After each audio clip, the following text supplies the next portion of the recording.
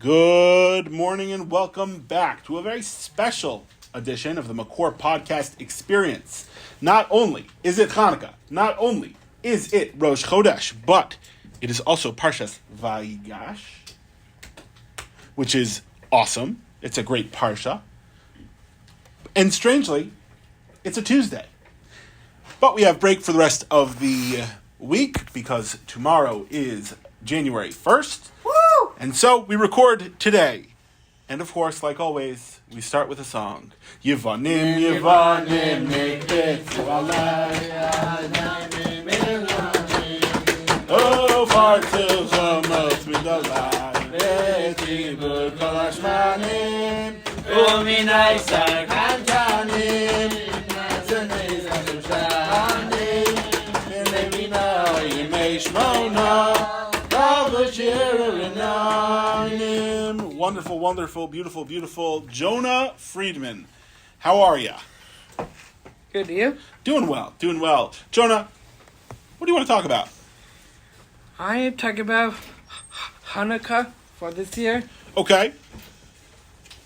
On yesterday, we did a dreidel thing. Yeah, a dreidel competition. Yeah, that I won. Yeah, you ended up with a lot of chocolate coins. I did. What do you plan on doing with all your chocolate coins? I will save it, and I want to use that and share with my family. Okay, well that's certainly very awesome, and congratulations for winning the Makor annual dreidel classic competition. Thank you. Mazel tov. Yes, very cool, very cool. Jonah, what else has been going on this Hanukkah? That'd be great. I really enjoy lighting the candles in the menorah and setting blessings over the candles. Yeah, certainly awesome things. Yeah. Okay, wonderful. And also, my dad made a homemade latkes at home. Okay. Well, that's high praise for Rabbi Friedman. Right. Okay, wonderful. Anything else, Jonah? And also, I really like a latkes with applesauce on top. Yeah. It's really good. You have to try it. I'll have to. Do you put applesauce on anything else? Just plain applesauce, but I'm not a huge fan of sour cream. Okay, so applesauce and latkes is for you, Jonah. Yeah. Okay, well, thank you so much, Jonah. Bye-bye. All right, Ez coming up with the current events. What's been going on in the world this week? Well, this week, sadly, we lose one Jimmy Carter, or the former president who passed away, and he amazingly he died 100 years old. Yeah, he's very old. Yeah, very old, and I hear a lot of things about him. One is good, one is bad. One good bad side from my parents. Okay, so what'd you hear? Well, he was not good to the Jews, was an anti-Semite, and he didn't really, care for any of it, or help Israel at all. But I do realize what you said, though. He did make a peace treaty between Israel and ancient Egypt. Yeah, not so ancient, but Egypt, yeah. Yeah, Egypt, and I also noticed right now, this time of year, of a miracle Hanukkah, right now, the hostages. I know my brother is doing it, kicking butt, kicking ass, bunch of Hamas soldiers and stuff like that. And no one also realized the Hanukkah miracle that people, a lot of hostages are going to be free, and just a miracle of hope. Okay, we can hope. We can hope. Free, and Israel will free them. Okay. Yeah. Well, we hope so. All right, thank you, Ez. All right, Yaakov, come on up. How you doing, Yaakov? If you can hear me over there, hello, I'm doing fine. Hello, everyone. Glad to be back. Big question for you. What's the meaning of Hanukkah? That is an excellent question. I do believe that I have gone through this several times in my head because I've heard from a few commentators on holidays and such that Hanukkah is a minor holiday. To which I say, excuse me?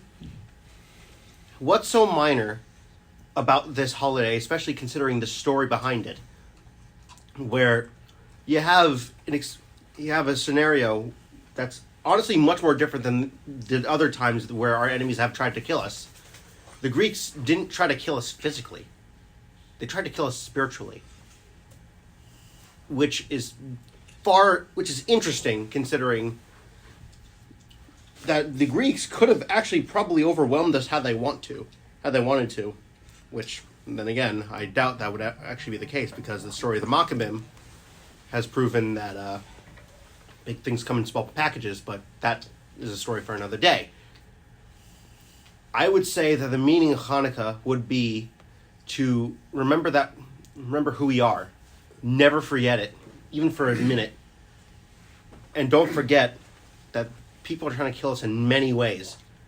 And I think the biggest enemy isn't Hamas, in a sense, or like anything like Hamas, which tries to kill us physically. It's those who try to get us to stray from who we are as people. So I think the meaning of Hanukkah is to remember who you are. And Okay. Compelling reasoning. Okay. Anything else you'd like to share? so that's on the Hanukkah front. And otherwise, I could say I would have let off with Jimmy Carter passing away. To be fair, just a little joke on here. I think I would have wanted him to stay alive just to see Israel just dominate on the things that he's built. That now Israel's picking apart one by one. It's beautiful. I would have loved to see him just fall to his knees, being like, after all I've built, it has come to this. It was all for nothing. Truly would have been a beautiful sight. I think the peace treaty with Egypt is still pretty solid. Oh yeah, definitely. Which is why I wouldn't even put Jimmy Carter on further up on the top 5 worst presidents. Uh-huh. In fact, I think number 1, historically speaking, would go to Woodrow Wilson. Okay. I'm not saying that. Hey Shlomo? Yeah. Well, this is not a debate. It's a podcast. Yeah. Yeah, Shlomo, wait your turn. Yeah, you won't come up. We can put you up here. But, all right. Top 5 worst presidents. I got this list according to Ben Shapiro, another prominent... Okay. Not your list. Not my list, but I definitely do agree with it. Okay. But, of course, it would have to have a lot of edits because, let's face it, now Joe Biden's like a historical president. I doubt he's going to be running again. So, and this was during Biden's presidency when Ben made this list. Number 5 on the list was Jimmy Carter, for obvious reasons. Number 4 was Barack Obama. Okay. Number 3 was Lyndon B. Johnson. Okay. I forget who number 2 was. No, I don't think it was Hoover. But number 1 was Woodrow Wilson. Okay. All right. Yaakov giving over 4 out of 5 of Ben Shapiro's bottom 5 presidents. Okay. Thank you. So yeah, if you have any rebuttals against this thing, take it up with him or say your opinions in the comments. Assuming we have a comment section. Do we have a comment section? Sure, we have a comment Yes, we section. do. So yeah, put it in the It's not comments. particularly active, but all Let's right. hear your thoughts. Thank you, Yaakov. Nitzi, come on up. Shalom, shalom, shalom. All right, Nitzi. Today is the last day of the English year. All right. The Yes. Gregorian calendar is beginning again tomorrow. Tonight at 12 o'clock. Tonight at 12 o'clock. Oh, you're staying up So late. tell me, Nitzi. Yes. Everyone wants to know. What's your New Year's resolution? My New Year's resolution is to which I've been very good at it so far, is to I used to slack off on going to Million like Milk and Marv, and now I'm working very hard to go back to Milk and Marv, and I've been very good at it for the last like 2 months. Okay. I used to just That's slack wonderful. off and say I don't have to daven, and All right. and I said you got to daven because it makes a big difference in your day and Hashem enters tefillos, and I'm Jewish, why not? I should be doing what We should make T-shirts. I'm Jewish. Why not? Yeah. I'm game. All right. Okay. Anything else you want to tack on there on your New Year's resolution? My New Year's resolution is to go to the gym maybe once a week. To go to the gym maybe once a week. Okay. Best of luck to you. And sometimes maybe twice. Maybe twice a week. Depending. Maybe once. Maybe twice. Yeah, for 45 minutes. Okay. All right. Which I started and then I stopped because You know the thing about New Year's resolutions Yeah. is that you got to keep doing them. I know. All right, you got to keep it up. Yeah. All right. Thank you, But Nicky. the problem is that after New Year's, a lot of people, Yeah. a month after like New Year's, people just like stop the membership and then with the gym. Yeah. As Jim said, this is the biggest time application for gym membership because everyone like, has a New Year's resolution saying I'm going to the gym, and then like 2 months later they said nah, I'm done, I'm out, call me out, and Right. then they back out of the membership. Yeah. Yeah. Okay. Robert. Roberto. Roberto. Bill. Rob. Bobby. Bert. Bob. You got a lot of nicknames you can do with Robert. Yes. All right. What's going on, Robert? I was thinking to say that recently they had this like thing where I performed in the open mic. Mm-hmm. Um, What did you perform? a very good performance on the drums. On the drums. Yeah. That's pretty cool. You play the drums? Yeah. All right. And you're good. Yeah. So you pretty- performed. Yeah. And now, that performance that you did at an open mic is where? On YouTube. On YouTube. How can the people at home find it? What can they type in? I think type in open mic YU. Yeah. Okay. Yeah. I think it should come out. Yeah. That's very exciting. Yeah. Make sure it's like the new one. Like Mm-hmm. The most recent one. yeah. Okay. Anything else you'd like to share on the podcast, Robert? That I hopefully, I just want to wish, like, a good year, like, and, like, for new goals, for me, maybe be productive, Yeah. and be more focused this year and do my goals, like, like get and be happier and healthier this year. Okay. Those sound good. Amen. All right. Thank you, Robert. Yitzi, coming up. Yitzi, I understand you have a short and sweet Dvar Torah. I do. All right, let's hear it. It's interesting. Okay. This parsha this week is coming up as Vayigash. I want to say that this parsha, it talks about that Yehuda stands up and see who is Yosef. To recognize if he is Safnat Paneach, or if that is Yosef, or something. The question is, how come does Yehuda stand up to see if that's really his brother? I think that is a lesson that, maybe I'm wrong, maybe I'm saying the truth, I don't know what, but I'm just saying that I think that when we say Shemoneh Esrei, we don't sit, we stand. Because Shemoneh Esrei, when we stand, it's like honoring to Hashem, Mm-hmm.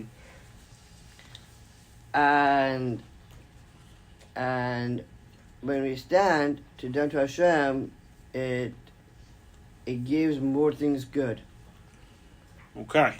and that's why, b'ezras Hashem, that when we know about Shabbat and we get along together and